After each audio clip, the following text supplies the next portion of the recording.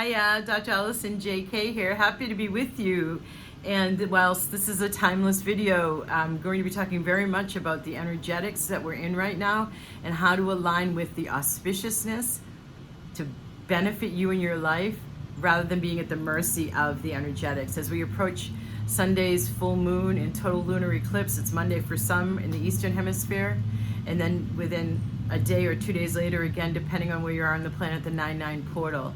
Now, whilst this is a timeless video, because it's talking about the overall window of 2012 to 2032, we're in a very specific time right now, and it's not just about completion of the old, as so many of the astrological alignments have been helping us release, clear, purge ourselves of the old paradigm. Now there's also energetics coming in based on the different astrological alignments to help us create the new. So there is like this, when I was running the clearings and activations after doing research from professional astrologers, which I am not, I tune into the energy and understand that, and then I refer to the professional astrologers for interpretations of what the cosmos is up to, and they always have matched from 2010 since I've been doing this onwards.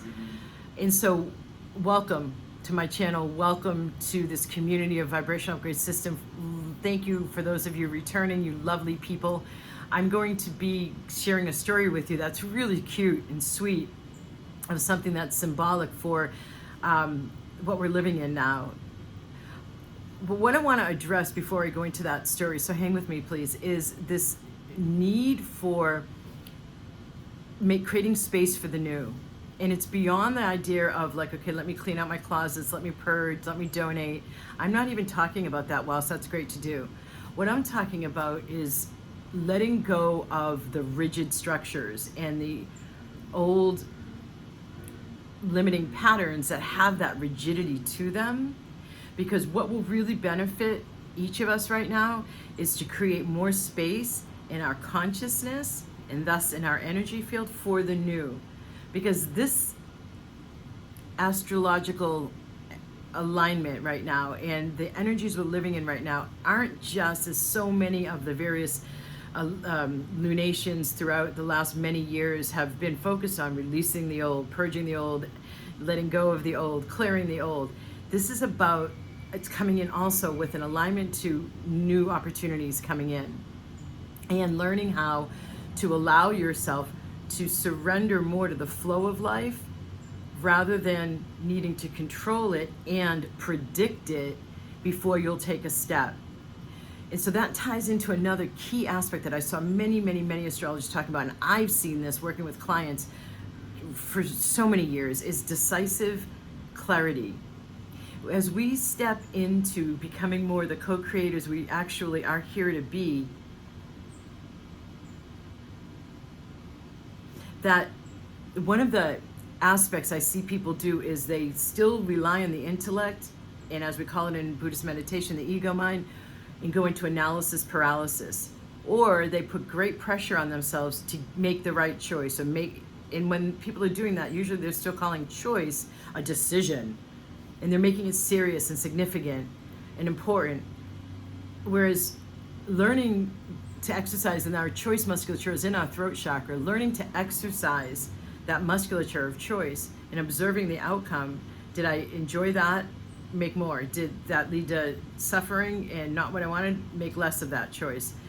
So that you're not making it so significant, so that you can also get into more of the choice making as the co-creator you are, so that you're making choices with more decisive clarity and less of the analysis paralysis, and coming less from the old limiting patterns and the old structures and the old way that you're familiar with living.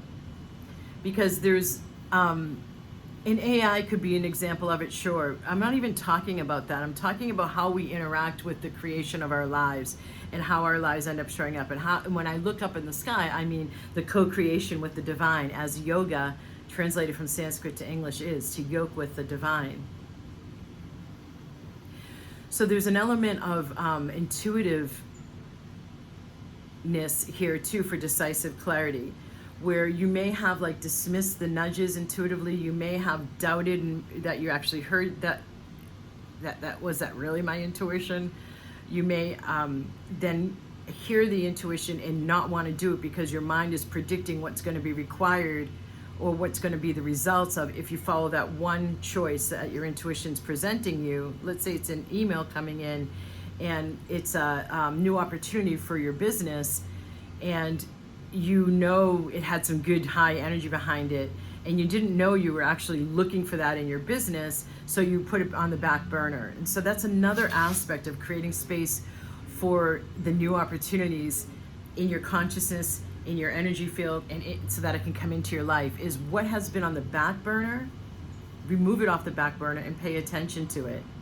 Because typically in the hurriedness and the busyness of our day-to-day life, there's those quieter nudges that the intuition actually comes in on, like a parachute floating in, or like a cotton ball or a cloud, whereas our ego mind or our intellect is more that loud, even aggressive, even pushy, and fear-based self-talk.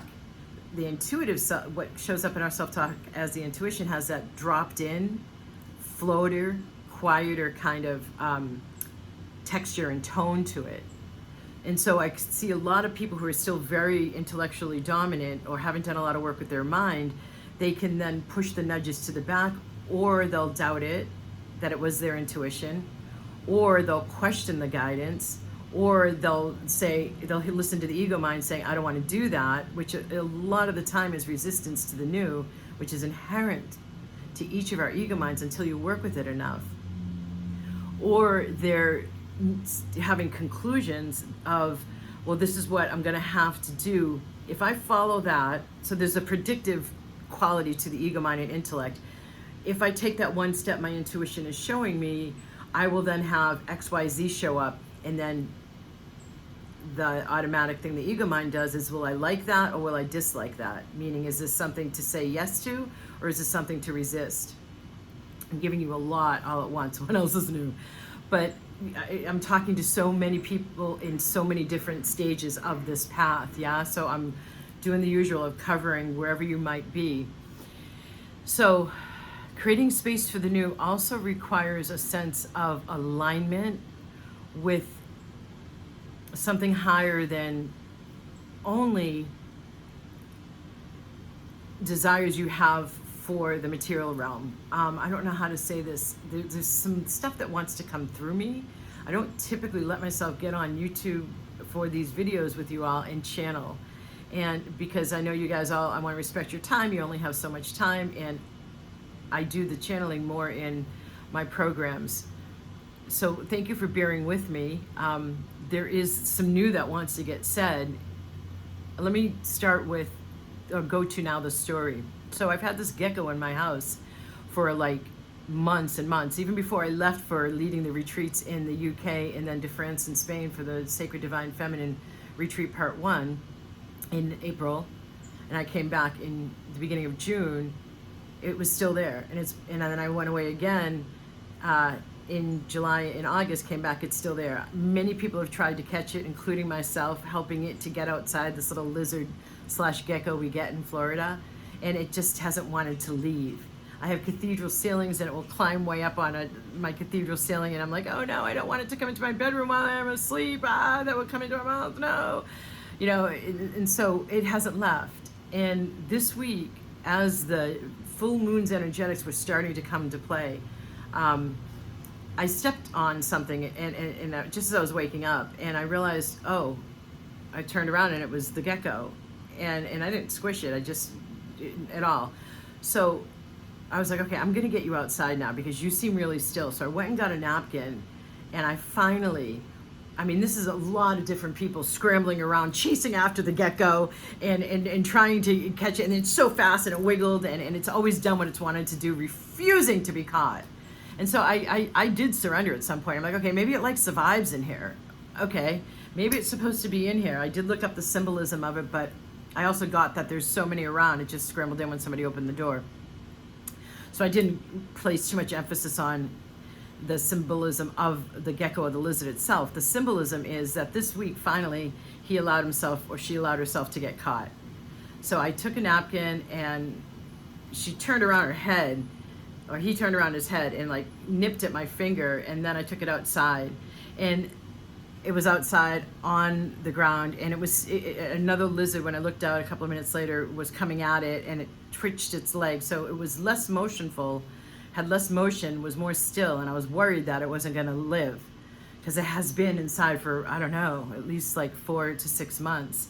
I don't know what it's eaten. Maybe it's been great for any kind of little ants or whatever, eating those. So I hadn't seen it move after like an hour. And so I was replacing the flowers on each of my altars. And so I put the older flowers on top of it, the gecko and the lizard. And I did a little bit of some tuning forks over it, just to kind of ceremonially thank it and say goodbye to it. And I checked a couple of times later in the day, and the flowers hadn't moved. And then I was celebrating the fact that, okay, there's completion. I've gotten it out. There's some kind of completion happening. We are really in the energetics of researching the full moon and the new moon too. This was the full moon and the total lunar eclipse and the 9/9 portal, and talking about this on an interview I gave. This is all in my awareness as this is happening. So I'm like, yeah, completion. And so then, I could go into so many more stories. The Birdlife has been massive. Those of you who are in my Activate Your Magic program and receiving the sacred full moon, total lunar eclipse clearings and activations, you're going to hear the crows going off. Crows symbolize, the void, bringing in the new from the void, and our power as a co-creator to bring in what has not yet taken form. And that's another aspect to this full moon and total lunar eclipse, to have that trust in the flow of life, to surrender sticking to the rigidity, the old rigid structures, and allowing for not only the new to show up, but also allowing what shows up to be not yet in form, just creating space so that the new can come in without having to conclude or predict or understand what it's going to lead to. Letting go of control. And the ego mind loves control. So today I went out there and I was happy to see that the flowers had moved and the lizard's gone. And I don't know whether a crow came in and ate it, or a squirrel came in and ate it, or it actually scrambled away. But man, it was still moving a little bit after I had put it there. So maybe it was just getting back used to its belly on the Mother Earth, and it's lived. But it's outside, it's free now. And so what can you complete that will set you more free to have spaciousness now for the new, and not need to understand it and control it, which in a way kills the grandioseness that the divine is able to bring in as we co-create with it. And here go the crows. So